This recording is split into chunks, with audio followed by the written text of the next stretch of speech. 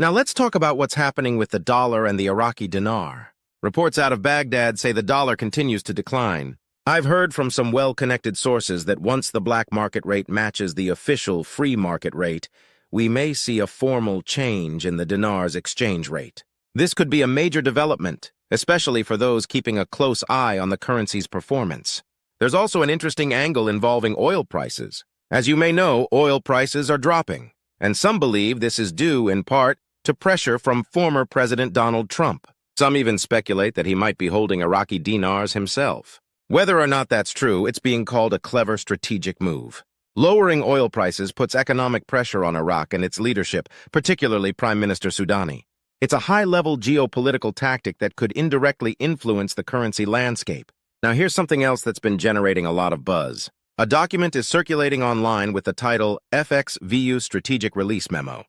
The document references a post-foreign exchange convergence rate of $4.8101 for the Iraqi dinar. I've personally received hundreds of emails from viewers who included a screenshot of this memo. We're still in the process of verifying it. A group of white-hat hackers is actively working to investigate its source and legitimacy. While we can't say for certain whether it's real or fake just yet, we are finding other documents that seem to support parts of what's written in the memo. So for now, it's something to keep on your radar, but take it with a grain of caution until it's fully vetted. Let's shift to something more concrete, something that could impact everyday investors right now. There are growing reports that Bank of America is now quietly accepting the Iraqi dinar. Yes, you heard that correctly. This development has taken a lot of people by surprise, especially in the financial community. It's a big move, and it could have real implications for both currency investors and everyday folks who happen to be holding dinar. But what does this mean? Why is it significant? Let's unpack it. The Iraqi dinar is the official currency of Iraq. For years, it's been the subject of speculation among currency traders, economists, and investors alike. The country's massive oil reserves and its ongoing economic recovery have led many to believe that the dinar could increase in value over time. As Iraq stabilizes politically and economically, confidence in its currency could grow. So if Bank of America is indeed accepting the dinar for exchange, it could be a sign of increasing trust in the currency's value and future. It also means that regular people now have the ability to exchange dinars at a major, credible financial institution without relying on less transparent sources. If you're wondering how to go about exchanging dinars, it's actually a straightforward process. First, you need to visit a Bank of America branch that offers currency exchange services. Not all branches do, so it's a good idea to call ahead and confirm. Bring your Iraqi dinar notes with you. Make sure the bills you have are valid and currently accepted. Once you're there, speak with a banker. They'll examine your currency, tell you the current exchange rate, and let you know if you're eligible to complete the transaction. If you're satisfied with the rate, you can move forward with the exchange right there on the spot. This opportunity is significant. A lot of people believe the dinar's value could increase in the near future, and being able to exchange at a trusted bank like Bank of America removes a lot of uncertainty. It's a safer way to convert your investment than going through unregulated sources or relying on overseas channels. That said, let's be real for a moment. Investing in foreign currency is always risky. You should never jump in blindly. It's important to research thoroughly, understand the market, and be aware of the possible downsides as well as the potential gains. Currency values can be volatile and there are no guarantees. So make informed decisions and, if necessary, talk to a financial advisor. Public reaction to Bank of America's reported move has been intense. Social media is full of people sharing their thoughts, stories, and even pictures of their exchange receipts. Some are thrilled, seeing it as a sign of the dinar's rise. Others are skeptical, warning that it could be temporary or overstated. But overall, there's a lot of curiosity and cautious optimism.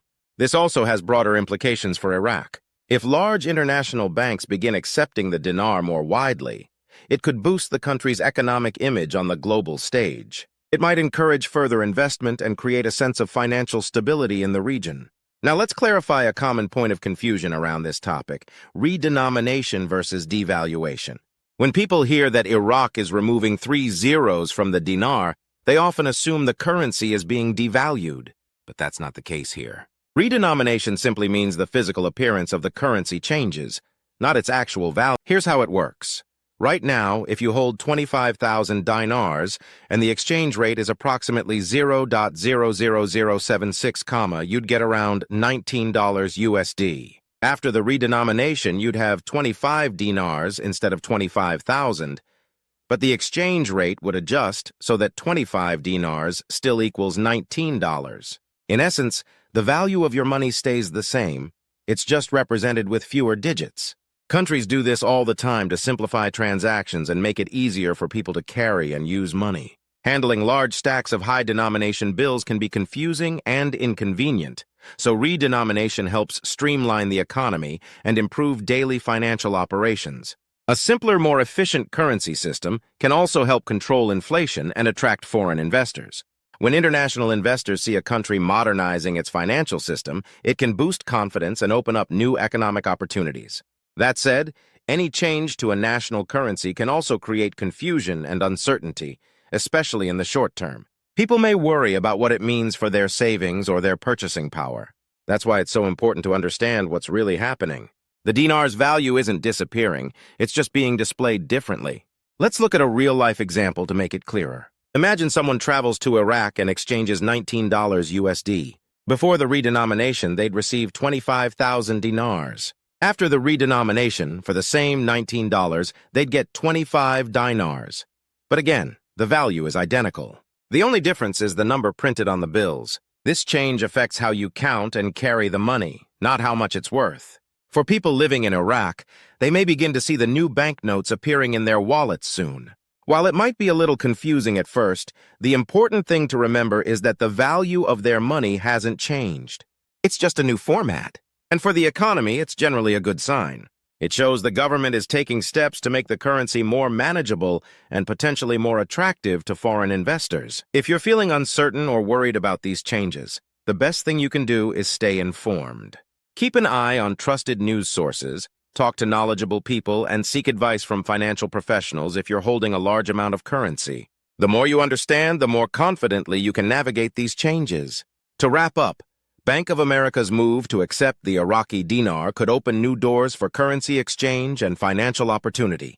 It's a rare moment in the world of finance, something that could have long-term implications if more institutions follow suit. Whether you're an investor, a currency collector, or just someone curious about the global economy, it's definitely worth paying attention. If you found this video helpful, make sure to subscribe for more updates like this. Drop a comment below. What do you think about the future of the Iraqi dinar? Are you planning to exchange, or are you waiting to see what happens next? Thanks for watching. Stay curious, stay informed, and keep exploring the financial world around you.